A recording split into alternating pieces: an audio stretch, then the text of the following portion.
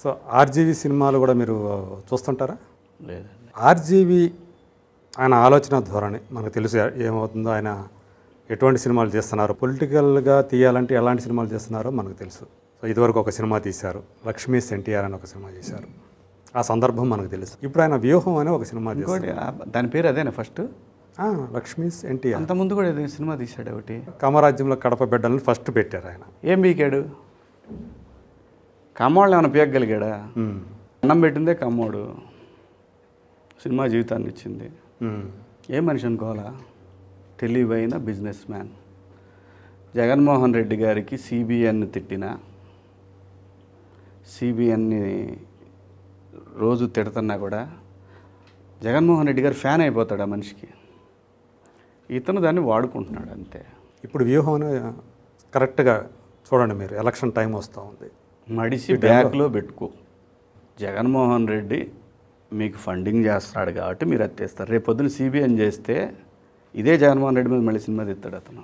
ఎలాంటి morals values ఉండవు sir. నేను ఒకటే చెప్తున్నా, వీళ్ళందరూ ఆంధ్రప్రదేశ్లో ఉద్యమాలు జరిగేటప్పుడు కానివ్వండి, ప్రత్యేక హోదా ఉద్యమం కానివ్వండి, కేంద్రం చేస్తున్న అన్యాయం మీద కానివ్వండి, ఒక్కడ కూడా అక్కడికి వచ్చి ఎవడో మాట్లాడినాడు. హైదరాబాద్లో కూర్చొని ఈ పోరంబోకులంతా కూడా మాట్లాడితే ఎవడండి వింటాడు? ఎవడంటాడు? ఆయన దగ్గర డబ్బులు ఉన్నాయి, ఈయనకు ఫండింగ్ చేస్తున్నాడు, కమ్మోళ్ళని తిడతా అంటావు, లేదంటే చంద్రబాబుని తిడతా అంటావు. ఏం పీకుతావు నాయన? నువ్వు పీకేది ఏమీ లేదు. కొంచెం టైం, ఓపిక పట్టు. అంటే పిక్చర్ క్లియర్గా చాలా క్లారిటీ వస్తుంది నీకు. నీకు జీవితం అంటే ఇప్పుడు దాకా క్లారిటీ లేదు కదా, త్వరలోనే క్లారిటీ వస్తుంది అందరికీ. ఆయన దేని లెక్క చేయనట్టుగా అనిపిస్తాడు కదా, ఎవరు ఏమనుకున్నా అసలు లైఫ్ గురించి వ్యవస్థ గురించి కానీ, సమాజం గురించి కానీ. మరి ఎటువంటి వాడు మాట ఎవడంటాడండి? మీరు చెప్పండి, వింటారా? వినేవాడు కూడా ఉన్నట్టుగా కనిపిస్తున్నారే. పోరంబోకులే వింటారు. పోరంబోకు పని పాట లేనివాడు అంటాడు. అందరూ ఎవడు వింటాడు? ఈయన పిచ్చోడు అనుకుంటారు. అంతమించి ఏమైనా జరుగుద్దా? అంతకుముందు ఏమైనా జరుగుద్దా? ఏమైనా జరిగిందా? కమ్మరాజ్యంలో కడప రెడ్లను తీసావు, ఏం బీగావు నువ్వు కమ్మోళ్ళని? నీ వల్ల ఏమవుద్దిరా బఫూన్ అని అనేవాళ్ళు కూడా ఉంటారు ఆయన్ని. నేనంటలా, చాలామంది అన్నారు ఆ రోజున. పని పాట లేని పోరంబోకులు మాత్రమే ఇలాంటి సినిమాలు. పాపం జగన్మోహన్ రెడ్డి లాంటి వాళ్ళందరూ కూడా ఒక మిథ్యలో ఉన్నాడు. కమ్మోళ్ళని తిడితే, కమ్మోళ్ళనంటే, చంద్రబాబునంటే ఏదో జరుగుద్ది అని. అంత నమ్మకం ప్రజల మీద అతనికి.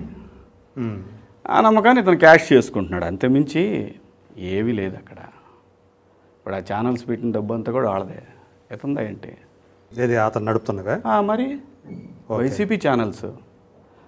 అసలు ఇతను పొద్దున్నే లేచిన కాంచి బ్రష్తో పాటు పవన్ది కూడా ఐస్ క్రీమ్ పెట్టుకొని బ్రష్ చేసుకుంటూ ఉంటాడు పవన్ కళ్యాణ్ గారిది. ఏముంటుంది? వ్యూవర్షిప్ కోసం పవన్ కళ్యాణ్ గురించి తప్పితే రెండోది మాట్లాడరు. మళ్ళీ పవన్ కళ్యాణ్ అభిమానం అంటూనే ఒక పక్కన అంటూ ఉంటారు, శల్య సారథ్యం. శల్య సారథ్యం అది మాకు అందరికి తెలియదని, జనానికి తెలియదని ఇతను చెప్పక. చంద్రబాబు నాయుడు అని ఒక పైల్స్ వచ్చినోడు మాడుతుంటాడు. ఒకటేదో పాట ఈ మధ్య, పైల్స్ వచ్చిన వాళ్ళు మాత్రం అలా మాడతారు. నడుస్తుంది అబ్బాయి, కొన్ని రోజులు నడుస్తుంది.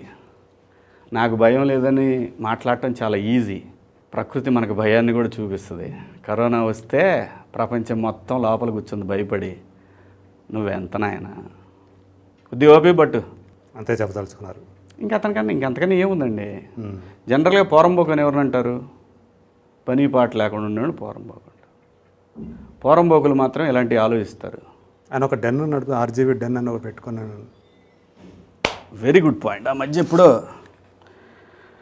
నేను డెన్ అని పెట్టగానే చూసా. డెన్ అని పెట్టినప్పుడు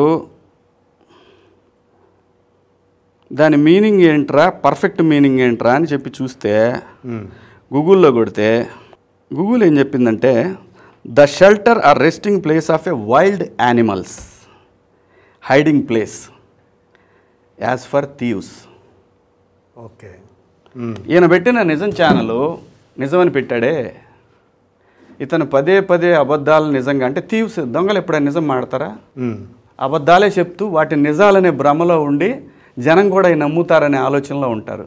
డెన్నుకున్న మీనింగ్ అది. నేను చెప్పింది కదా అబ్బాయి, చాట్ జీపీలో కూడా నువ్వు ఇదే చూసుకో. అంటే వాంటెడ్లీ కావాలన్నది పెట్టుకున్నాడే. పర్వర్షను, పర్వర్టెడ్ ఫెలోస్ వీళ్ళంతా. కానీ వెరీ గుడ్ బిజినెస్ మ్యాన్. అతనే చెప్పాడు, నేను ఎప్పుడు నా మాట మీద నిలబడలేదని. మీ ప్రెస్ మీట్లో చెప్పాడు కదా, నేను నిజం చెప్పను అని చాలాసార్లు చెప్పాడు. నా ఇష్టం వచ్చినట్టు చెబుతాను అని చెప్పాడు. నేను కాళ్ళు లాగితే తప్పేంటి అన్నాడు. 16 ఏళ్ల పిల్లలు మీరు ఈ వయసులో ఫుల్గా ఎంజాయ్ చేయండిరా, ఏది దొరికితే దాంతో పోండిరా అని చెప్పాడు యూనివర్సిటీకి వెళ్ళి. ఇటువంటి మనిషి గురించి గొప్పగా ఏం వస్తాయి అనుకుంటున్నారు మీరు? అతను చెప్పిన తప్ప నేను అనే రైట్ నాకు లేదు. ఇలాంటి ఆలోచనలు ఎలా తీసుకుంటుంది సమాజం? నేనే మహాత్మా గాంధీని కాదు. కానీ మీరందరూ జస్ట్ ఫర్ మనీ కోసం ఒక రాష్ట్రాన్ని బలి చేస్తున్నారు అక్కడ. అది నాకు కన్సర్న్. కాబట్టే మీరు అడిగారు కాబట్టి అతని గురించి నా లాంగ్వేజ్లో చెప్తే వేరే ఉంటుంది. నేను ఆ లాంగ్వేజ్లో చెప్పను. ఎక్కడో లోపల చిన్న గౌరవం అనే పదం ఒకటి, సినిమా మీద గౌరవంతో ఒకప్పుడు అంతవరకే.